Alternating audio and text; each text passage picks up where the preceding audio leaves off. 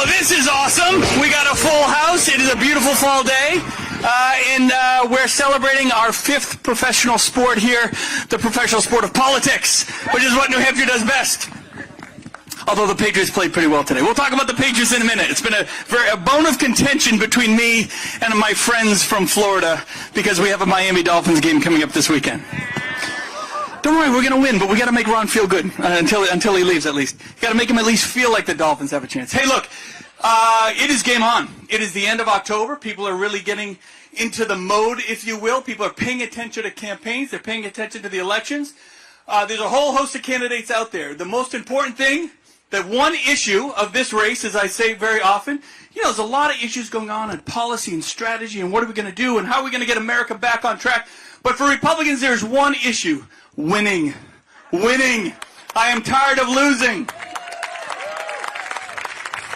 You have to excuse me. It's been a long day. We met. I met the governor this morning over at the Red Arrow Diner, and it has been an absolute whirlwind tour all across the state since then. It's been great. We've brought the governor to. He's done house parties. He's met folks at the diner. We're over at the Beach Plum. We're getting ice cream. We're getting lobster rolls. We're doing a town hall.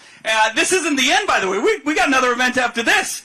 So as you guys know, it is a kind of a 15-hour-a-day affair if you want to campaign in New Hampshire. But the fact that everybody is out here, the fact that we have such a great crowd, it says one thing. Everybody wants a change. Everyone knows that there's hope and optimism in terms of getting this country turned around. It's not going to happen by wishing it. It's not going to happen by going backwards. The amazing opportunity that the Republican Party has right now is to say we are going forward. Last time I checked, this is the United States of America, and we are built on innovation. We're built on new ideas. We're built on big ideas. We're not built on yesterday's news, right? We're built on what we can do for tomorrow. Does anybody want last year's version of an iPhone? Does anyone want last year's update of a technology? Does anyone want last year's leadership? No, it's all about tomorrow's leadership and galvanizing this party together. The media is having a ball with this right now. Washington is kind of screwing it up. Nothing new for them, right? You're seeing what's happened. We can't pick a Speaker of the House. The media is loving it. They are loving this nationalized message that supposedly Republicans can't get their act together, but we can, and we're going to show them we can. They would love it if we just stuck with yesterday's news with former President Donald Trump. Hey, thank you for your good policy ideas, but we have the ability to bring leadership forward that actually has a strategy and a record of getting things done. Nothing matters unless you get results, people, right? We can talk all day about policy, but if you're not someone who knows how to work with folks, knows how to actually get things done, last time I checked, governors are really good at getting things done. So we're going to have a lot of fun tonight. We're going to bring the governor out. Look, I'm not going to lie to you. The best part was when I showed up this morning and the governor's son Mason was there. He's 5 years old. He's a big Dolphins fan. He's someone that, as a 48-year-old, trying to act like a 28-year-old, I could relate to very well. It was great. Casey, the governor, the First Lady of Florida, has joined them today as well. So they are all in it, right? This is a family affair, if you will. They are all in it. They could be doing a lot of other things, right? They could be at home. They could be having a nice dinner. They could be relaxing back down in Florida. But they care a lot about this country. They care a lot about the opportunity to get this thing back on track. I could sit here and bash Biden all day. I think we all got the memo, right? Please, it's an absolute joke with a real tragic ending if we don't turn things around. Now, you can't just sit home and hope about it.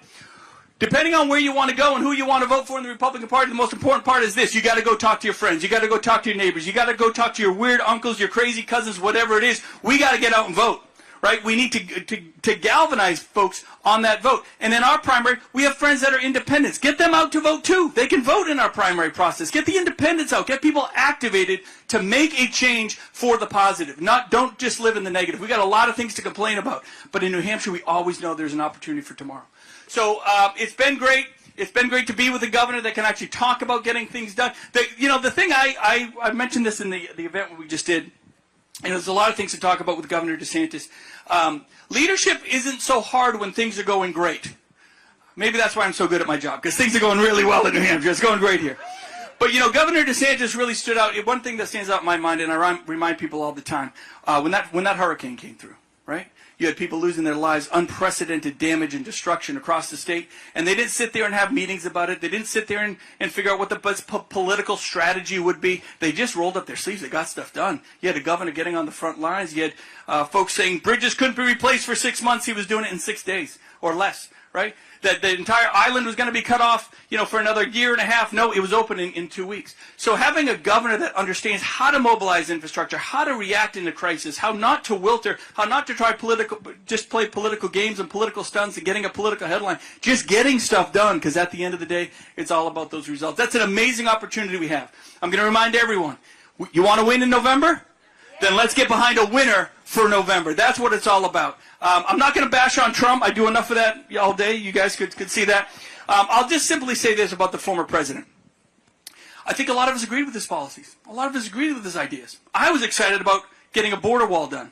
Well, we didn't do it. I was excited about bringing fiscal discipline, something I'm very passionate about. Balanced budgets, fiscal discipline, fiscal responsibility. The former President Trump spent almost $8 trillion more of your money, not his, your money, and frankly China's money, because we end up borrowing it all from China and we're in debt to them. $8 trillion more than we actually had. I really like the idea of that the states know what they're doing, and we should decentralize government and get more power back to the states and the localities and more back into your hands. That didn't happen either, but it can. It can. So leadership matters, primaries matter, elections matter, candidates matter. All of this is really coming down to the fact that we have a great opportunity. So let's bring him up here with a big round of applause. Governor Ron DeSantis, Casey, and Mason.